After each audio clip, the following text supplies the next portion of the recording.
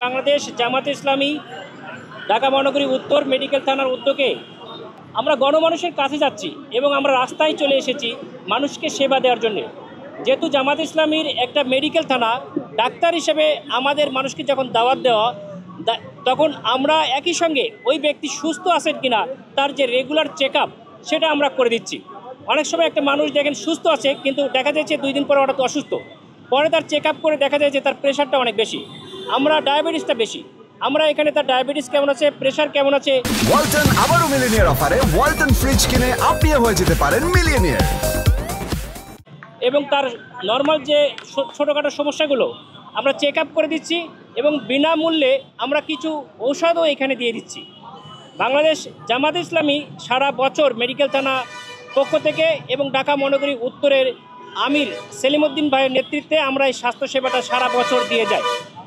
আমরা গণমানুষকে জানানোর জন্যে একটা সংক্ষিপ্তকারে এখানে এই আয়োজনটা করেছি। আমরা এই উদ্যোগকে সামনে আরও আজকে এবং আগামীকালও আমরা কন্টিনিউ করব এবং এই স্বাস্থ্যসেবা কীভাবে গণমানুষের কাছে পৌঁছানো যায় সেটা আমাদের অব্যাহত থাকবে ইনশাল্লাহ। আমাদের এই কার্যক্রমটা মানুষ যথেষ্ট পরিমাণে অ্যাপ্রিসিয়েট করেছে, কারণ সাধারণ মানুষের একটা স্বাস্থ্যসেবা নিতে যে সারাদিন বসে থাকতে হয় এবং 1-2 হাজার টাকা দিয়েও কিন্তু বিশেষজ্ঞ একটা অপিনিয়ন পায় না। এখানে যারা আছেন অনেক বড় বড় অ্যাসোসিয়েট প্রফেসর সহ মেডিকেল অফিসার একটা বিশেষজ্ঞ অপিনিয়ন একেবারে বিনামূল্যে তাদেরকে নিচ্ছে, সঙ্গে তাদেরকে ঔষধও দিয়েছে।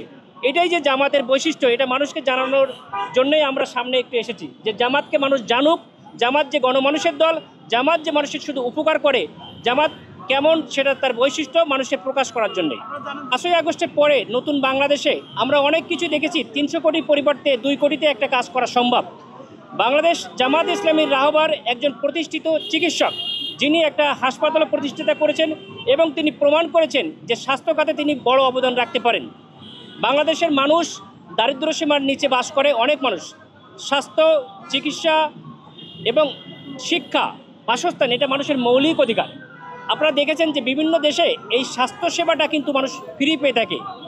বাংলাদেশ জামাত ইসলামীর আমিরের নেতৃত্বে যদি বাংলাদেশ সরকার সামনে গঠন হয়, ইনশাল্লাহ আমি আশাবাদী যে এই অল্প আয়ের মানুষকে কিভাবে বিনামূল্যে চিকিৎসা দেওয়া যায় বা স্বল্প মূল্যে চিকিৎসা দেওয়া যায় সেটা জামাত ইসলামীর ইনশাল্লাহ গ্রহণ করবে এবং এইগুলো তার একটা পাইলট স্টাডি।